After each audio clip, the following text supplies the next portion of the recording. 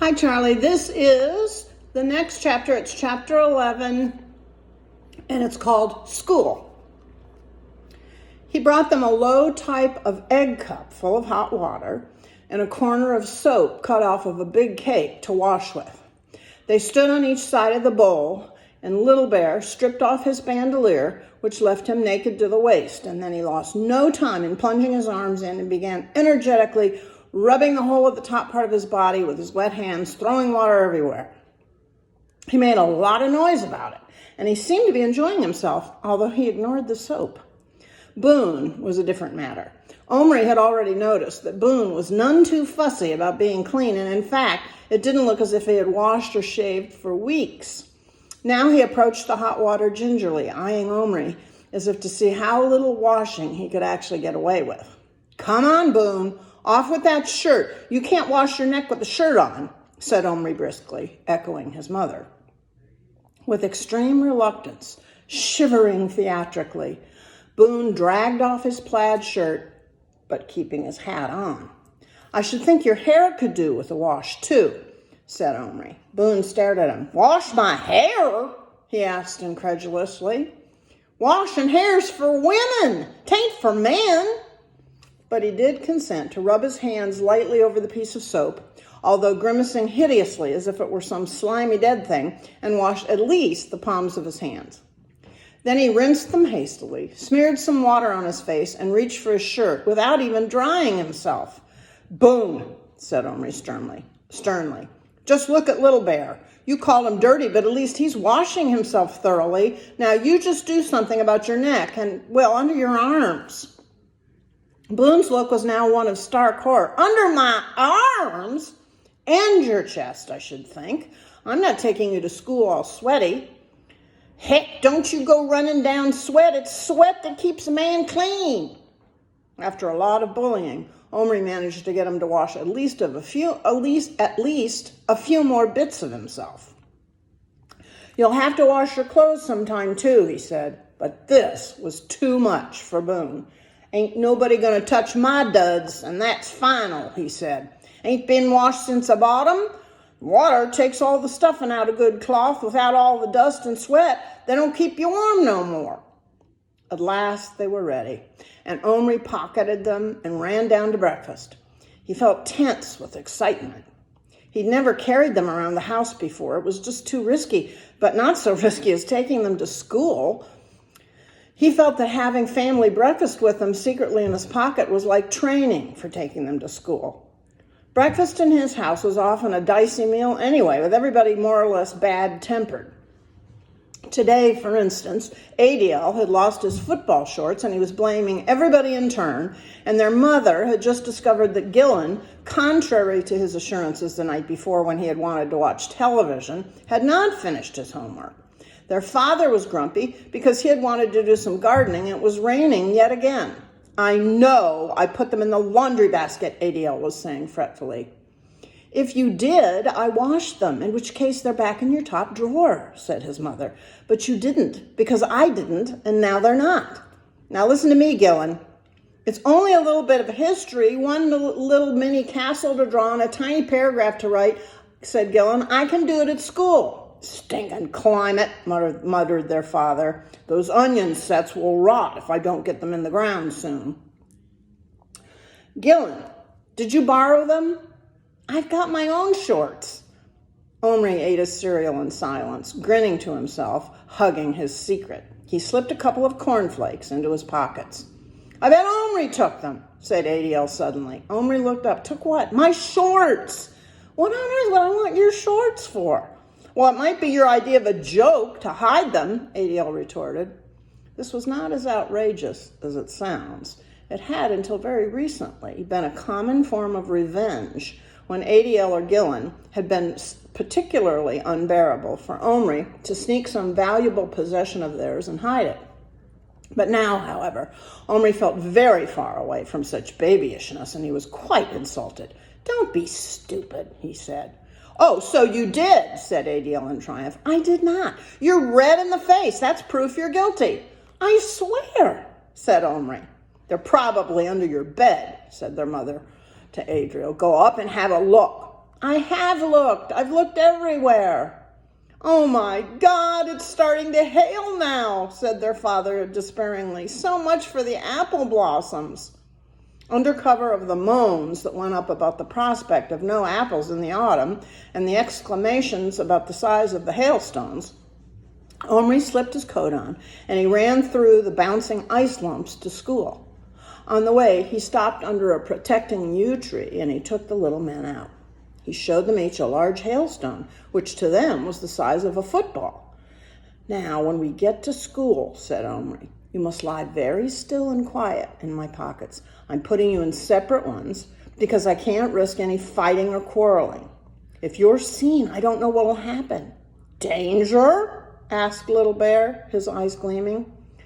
Well, yes, but not danger of death so much, but you might be taken away from me, and then you'd never get back to your own time.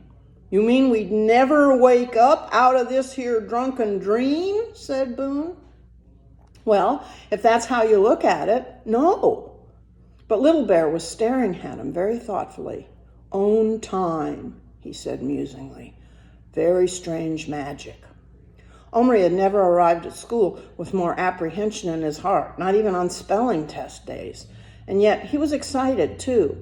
Once he had taken a white mouse to school in his blazer pocket. He planned to do all sorts of fiendish things with it, like putting it up his teacher's trouser leg. He had a man teacher then. Or down the back of a girl's neck. Or just putting it on the floor and letting it run around and throw the whole class into chaos. He hadn't actually dared to do anything with it, except let it peep out of his pocket and make his neighbors giggle. But this time he had no such plans. All he was hoping was that he could get through the day without anybody finding out.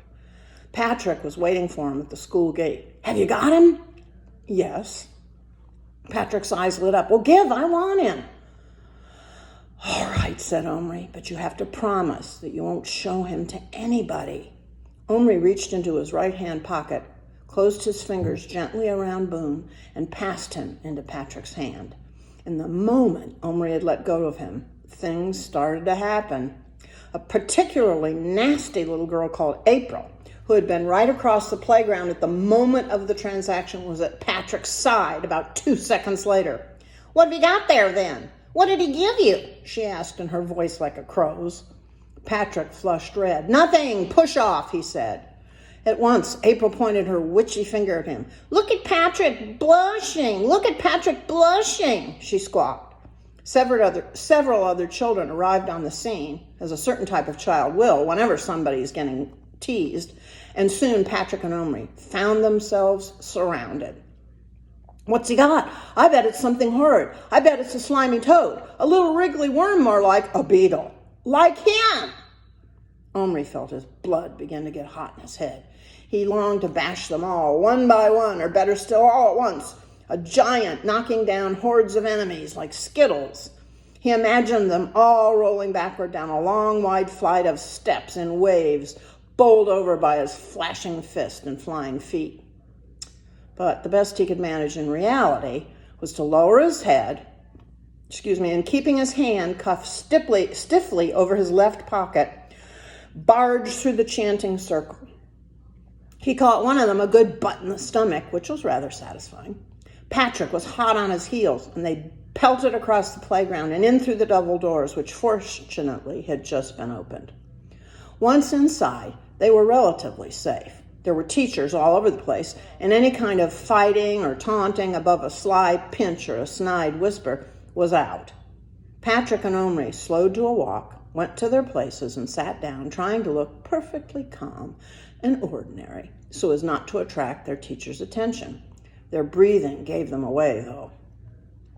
Well, you two, what are you puffing about? Have you been running? They glanced at each other and nodded. Well, so long as you've not been fighting, the teacher said, giving them a sharp look. She always behaved as if a little fight was a long step along the road to hell. Neither of the boys got much work done during the morning. They couldn't concentrate. Each of them was too aware of the passenger in his pocket. Both Little Bear and Boone were restless, particularly Little Bear.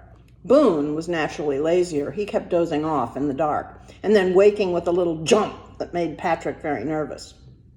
But Little Bear was scrambling about the whole time, and it was during third period when they were all in the main hall listening to the headmaster, and that's the same thing as the principal, whose name was Mr. Johnson, announcing plans for the end of the year show. Then is when Little Bear got really sick and tired of being imprisoned, and he started to take drastic action. The first thing Omri knew, there was a sharp prick in his hip, as if an insect had stung him. For a moment, he was silly enough to think an ant or even a wasp had somehow gotten into his clothes, and he only just stopped himself from slapping his hand instinctively against his side to squash it. But then there came another jab, sharper than the first, sharp enough, in fact, to make Omri let out a short yelp. "Who did that?" asked Mr. Johnson irritably. Omri didn't answer, but the girls sitting near him began giggling and staring. "Was that you, Omri?" Yes, I'm sorry. Something stuck into me." "Patrick, did you stick a pencil into Omri?" Such a thing was not unknown during assemblies when they got bored. "No, Mr. Johnson." "Well, then be quiet when I'm talking." Another jab, and this time Little Bear meant business, and he kept his knife embedded in Omri's leg, and Omri shouted, "Ouch!" and jumped to his feet. "Omri, Patrick, leave the hall." "But I didn't," began Patrick. "Out, I said," shouted Mr. Johnson furiously. They left, Patrick walking normally, and Omri dancing about shouting, "Ow, ow!" at every step as Little Bear continued to dig the needle point of his knife in. The whole school was in hysterics of laughter, and Mr. Johnson was frothing with rage by the time they reached the swinging doors and departed. Outside they ran, Patrick ran, and Omri performed a series of sideways leaps, to the far end of the playground. On the way, Omri plunged his hand into his pocket, seized Little Bear, and dragged him out. The agony stopped. Safe in a sheltered corner behind some privet bushes, Omri held his persecutor at eye level and shook him violently, the way you shake a bottle of medicine. He called him the worst names he could possibly think of. And when he'd run out of worse names, he hissed like Mr. Johnson, "What do you mean by it? How dare you? How dare you stick your knife into me?" "Little Bear dare? Omri keep in dark many hours. Little Bear want see school place, not lie in hot dark. No breathe, no see, want enjoy." "I warned you you wouldn't. It's not my fault you made me bring you. Now you've gotten me into trouble." Little Bear looked mulish, but he stopped shouting. Seeing this evidence that a truce was on the way, Omri calmed down a little bit too. "Listen, I can't let you see because I can't take you out. You have no idea what would happen if I did. If any of the other children saw you, they'd want to grab you and mess you about. You would hate it, and it would be terribly dangerous too. You'd probably get hurt or killed. You've got to lie quiet till school's over. I'm sorry if you're bored, but it's your own fault." Little Bear thought this over, and then he said the most astonishing thing. "Want Boone." "What? Your enemy?" "Better enemy than alone in dark." Patrick had taken Boone out of his pocket. The little cowboy was sitting on his hand. They were looking at each other. Omri said, "Boone, Little Bear says he wants you. He's lonely and he's bored." "Well, ain't that just too bad?" said Boone sarcastically. "After he tried to kill me, now he's come over all lovey-dovey. Listen, you Injun," he shouted through his cupped hands across the gulf between Patrick and Omri. "I don't care how lonesome you are. I don't care if you drop down dead. The only good Injun's a dead Injun. Do you hear me?" Little Bear turned his head haughtily away. "I think he's lonely too, really," said Patrick in a whisper. "He's been crying." "Oh, not again," said Omri. "Honestly, Boone, at your age." Just then they heard their teacher calling them from the school door. "Come on, you two. You've not got the day off, you know." "Give me your knife," said Omri to Little Bear on a sudden impulse. "Then I'll put you together." With only a moment's hesitation, Little Bear handed over his knife.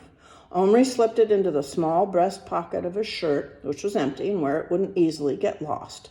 And then he said to Patrick, "Let me have Boone." "No, just for the next lesson. Then at lunchtime, you can have both of them. They'll keep each other company. They can't do each other much damage in a pocket." Reluctantly, Patrick handed Boone over. Omri held them one in each hand, so they were face to face. "Be good, you two. Try talking to each other instead of fighting. But whatever you do, don't make any noise. And he slipped them both into his left-hand pocket, and he and Patrick ran back into the school.